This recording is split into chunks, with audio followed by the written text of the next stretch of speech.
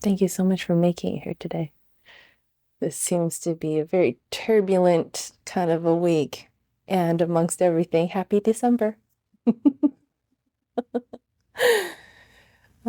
Today, I wanted to actually speak about stability and specifically stability through instability. It's not something that we think about because it can be such a paradox when we try to wrap our brain around stability with instability.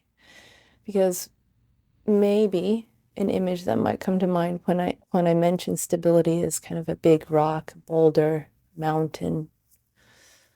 And I'm not speaking to that specific kind of stability.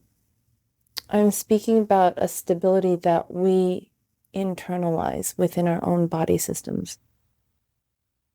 So I imagine an example of that stability looks like when we're in a yoga pose and we're doing arm balances or we're doing a standing leg balance. It feels our foundation like it's constantly adjusting to the minor nuances to maintain that balance of our whole body system. And that stability comes through, a breath, focus, balance, right? And also the constant adjustments to the instability of the body, moving slightly left, right, the AC vent turns on in the yoga studio and you got to adjust for that if you're in your little tree pose and you're trying to work out your one-legged stance. And so, how do we cultivate and strengthen stability in our practice, specifically in regards to meditation? And a piece that, I seem to like to learn the hard way. Don't necessarily feel like I choose that, but it seems like I'm very stubborn, so I need to learn the hard way. Which looks like or looked like my idea and the concept of stability in my practice was, okay, I'm going to sit, I'm going to meditate, be very consistent and disciplined about my practice, and I don't want to deal with anyone else. I don't want to deal with the world. I don't want to deal with people, the places, or things that are happening around me. I wanted to isolate into my little bubble of meditation. And I found out that that's unrealistic, specifically in the world that we live in today, and especially in the Western society specifically. We have this beautiful ability and freedom to have this practice, but the other part of it is that the practice is very subsumed into life. It could be family, it can be relationships, it could be job, it could be, maintaining your own home. So there's a lot of things that are different versus being a monk, let's say, living in a monastery, right? So when we do our sitting practice, we have to allow ourselves to be there, right? Fully 100%. And then when we get off the sitting meditation cushion, we have to let go of the idea, the fantasy, the illusion or delusion that we're just gonna stay in our little meditation from now until eternity or something like that. Because the truth of it is, especially in this month, it's very easy to see how we can get knocked off, our balance and our place and space of serenity that we've cultivated in meditation, whether that be traffic, whether that be longer lines in stores, grocery shopping, just the crowds, any number of things, right? And or even at work, it could be the kind of the year-end stressors of kind of the deadline piece. So I found that when we work in this, it sounds like the paradox in this space of instability, we actually are able to cultivate a stronger, greater sense of stability. I think of like in martial arts, which is my passion. Aikido, it's a Japanese martial art. And you realize that when you go in with a concept of, let's say, an attacker comes and they give you a grab. The concept and idea of stability makes your body system almost go into this boulder mountain kind of like stance. And it almost can be on the rigid side. become rigid and inflexible. And when there's rigidity against something of a force that's coming towards you, there's like a clashing, there's struggle, there's muscling, call it aggression or whatever it is that happens between these two body systems that are really apparent on the martial arts mat. And so you find that it's not necessarily being stable as being rigid. Stable has this component of being centered and in our balance while still affecting a connection with that force, with that attacker, with whomever or whatever it is you're dealing with in life. And that connection truly has to come from this heart space, right?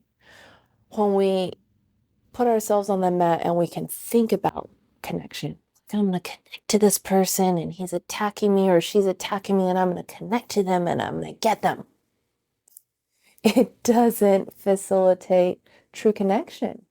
It facilitates the mind's idea of what connection is. And it, on a felt sense, on an experiential level, feels very superficial.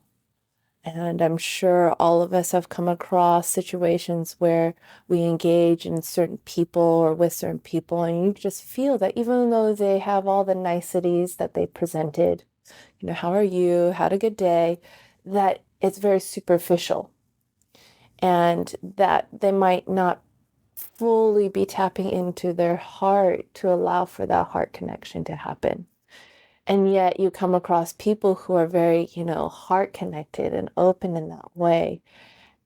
And when I come across people like that and engage, I think, oh my gosh, I want to hug everyone afterwards, because you feel so loved and loved in such a centered, calm, serene place. It feels really nice. And you want to affect other people that you could come in contact with that same feeling. So this is kind of the challenge or obstacle that people may find themselves in, not only in the world, but specifically on the martial arts mat, to be able to deal with something that sounds like an attack, that sounds very aggressive and violent, to actually address it in this connecting way, a connection, a body connection that incorporates the heart, right? That still allows us to stay in our center, in our balance, and not be taken down like, oh my gosh, a punch is coming towards me, and everything collapses, into a rubbish. And very similar to an individual doing a yoga practice and in the yoga studio. Sometimes if you're in a balancing pose, where depending on where you're gazing, you probably might catch out of the corner of your eye someone kind of wobbling and teetering. And if you focus too much on that, then you're wobbling and you're teetering and you're cursing maybe underneath your breath. Dang it, why did I look over there? And dang you, why don't you keep your balance? And then it becomes a blaming and then that spirals into more things. So it's the perfect example of how our mind and how our ego works, right? We see little things on the periphery and we'll get hooked by them. And those hooks, call it, maybe an attachment, even for a brief moment, if, can pull us and sway us off our balance and our center. So how quickly becomes a practice through mindfulness can we kind of let go of that attachment, not spin out too much in your thoughts of like, gosh, and why did you look over there and this, and just quickly, as I'm sure you've heard in yoga class, come back to focusing on your breath, because the breath is such a clear tool that measures, that gives you a sensorial experience of where your mind state is. And when you can calm your breath and you're focused on an in and out breath, I find that when I'm in the yoga studio, the balancing poses seem really effortless. No matter if someone topples over and almost touched me as they were falling, I can maintain that and still continue my centered balance practice of stability.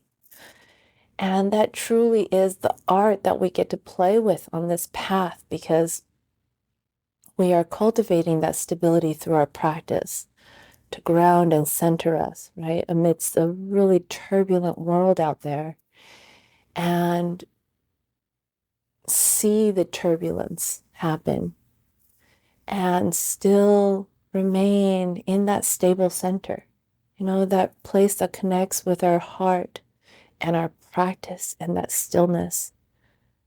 And when we are able to start playing with that, it's a beautiful place and it becomes fun.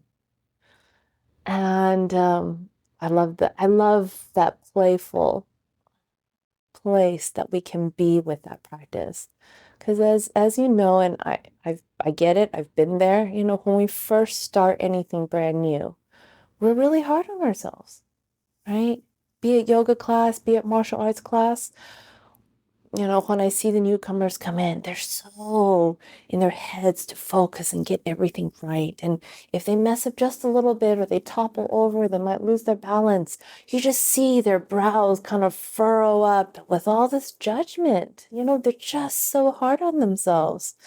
And now I've got to the point where, I've fallen so many times and um, learned that this is truly an art that we have to play with to better ourselves in, that I do find myself giggling, in yoga class, and also definitely on the martial arts mat, which I have to be very mindful of because it's not appropriate to giggle on the martial arts mat. I have to be very serious.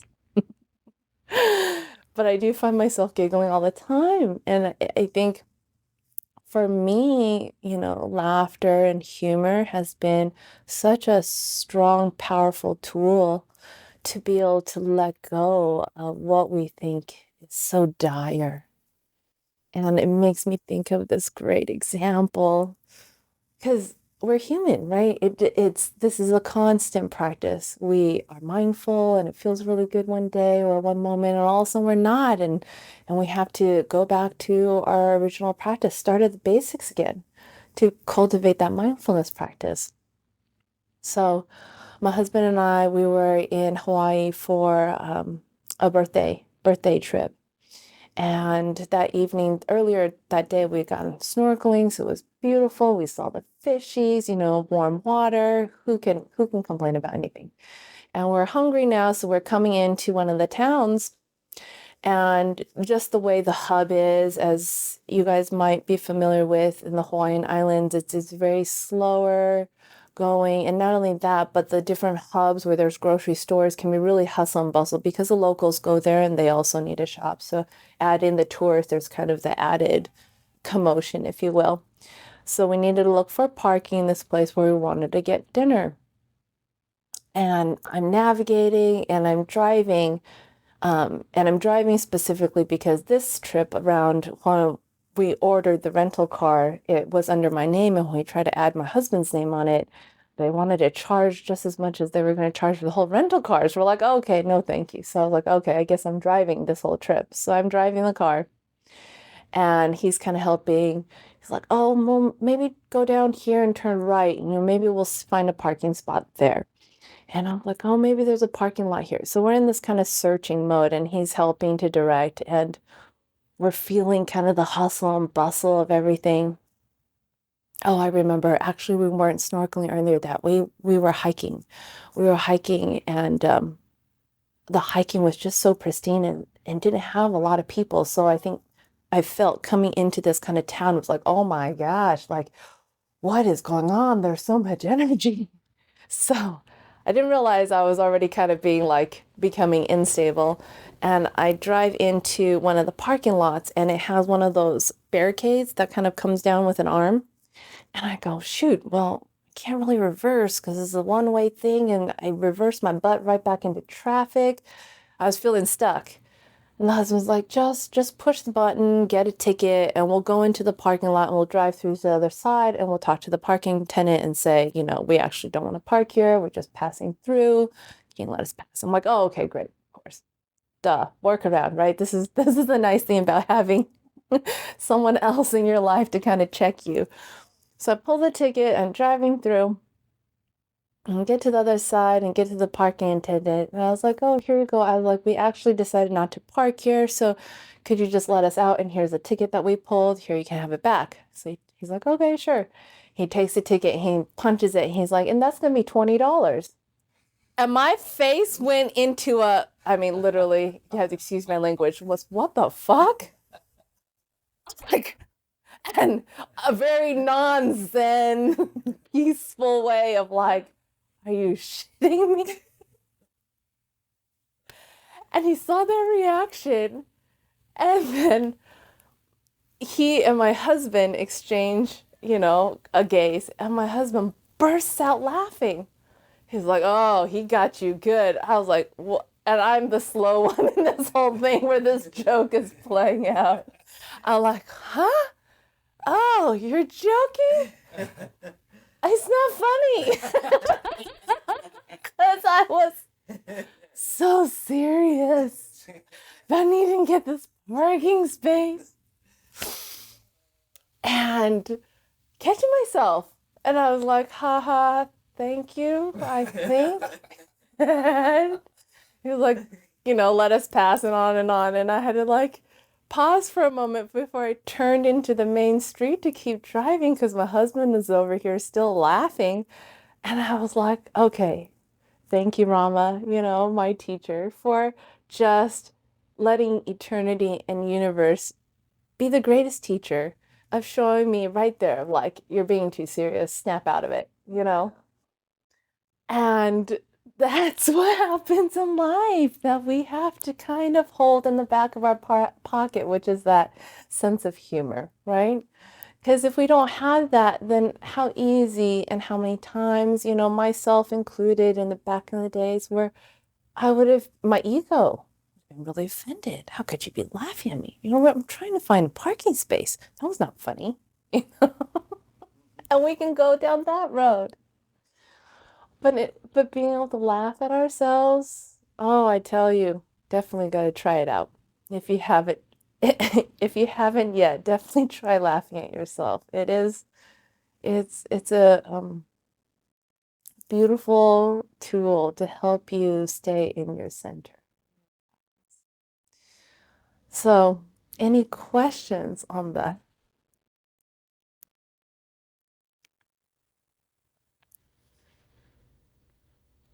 Yes. So there's this constant, stream, Yes. stream, stream Yeah. of people. And one guy had a dog, and the dog had this super long leash, and the guy was walking so slowly. He's like, and the dog is way back. So I'm like, I'm never going to be able to make my turn. I'm sitting there looking, and then all of a sudden people are coming this way. And I'm just like, okay, let me just sit here all day. So everyone can just, they saunter along. And it's just funny because I used to live on the other side of uh, Newport.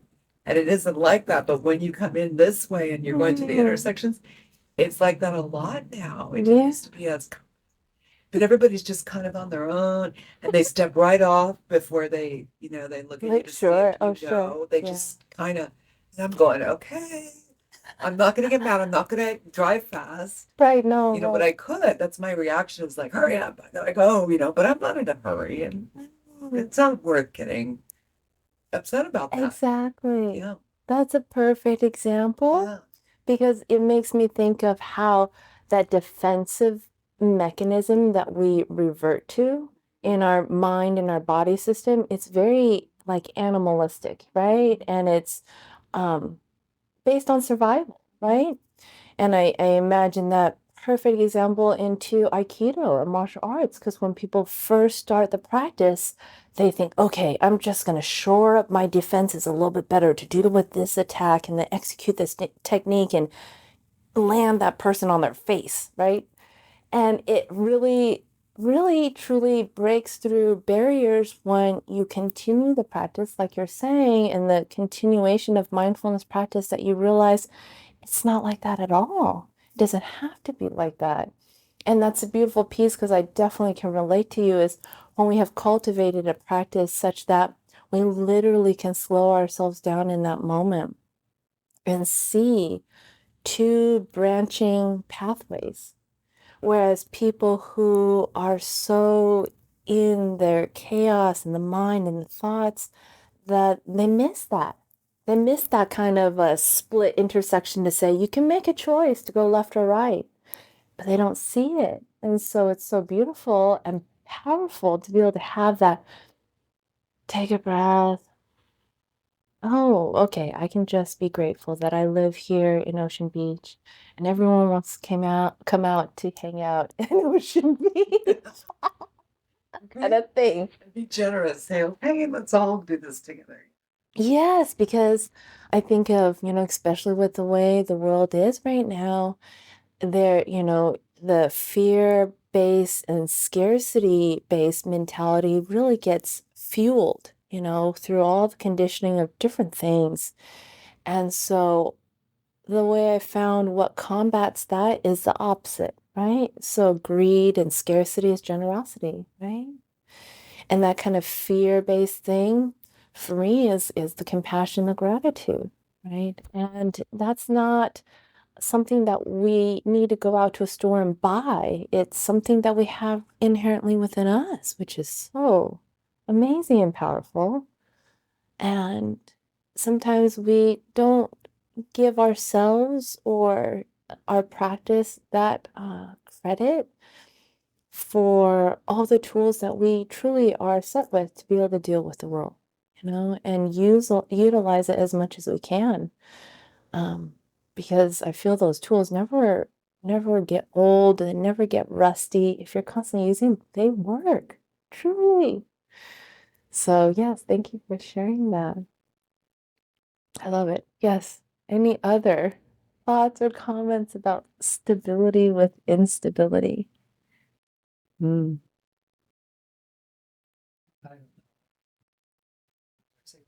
That Yeah. No, it's beautiful because, in the work I do with some of my clients in substance recovery, one of the words, phrases that is in the big book, which is through the AA, Alcoholics Anonymous, is when your expectations increase, your serenity decreases. So they have an inverse relationship. And I was like, this is so true.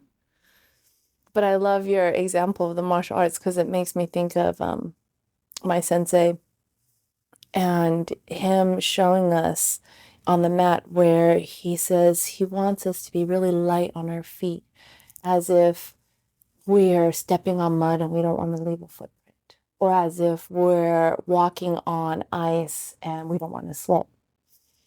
And he explained how when we cultivate that sense of instability through just our walking, our internal center stabilizes itself. It's really curious. And he'll demonstrate that with regards to a technique and how powerful it looks and feels when he's really light on his feet, kind of cultivating this sense of instability because our center is strengthened into stability. It's very curious. So I'm wondering with what you're sharing is if you've not naturally already cultivated that sense already then. Who knows? Yeah. Yeah, you just play with it. Yes. Wonderful. something to work Always. Yeah. Yes, because I find that when I'm on the martial arts mat, it's when I get rooted into my position, like my stance. No one's going to take my stance. Um, that rigidity piece comes up, and however strong the force that the attacker is giving, if they haven't quote quote broken my, structure, the rigid structure, then they'll apply even more, and it actually can cause damage, right, and suffering.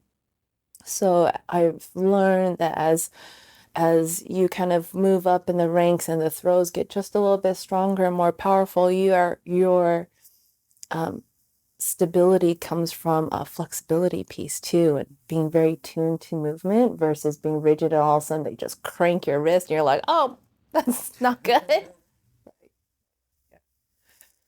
Beautiful. So let's sit for 3 songs.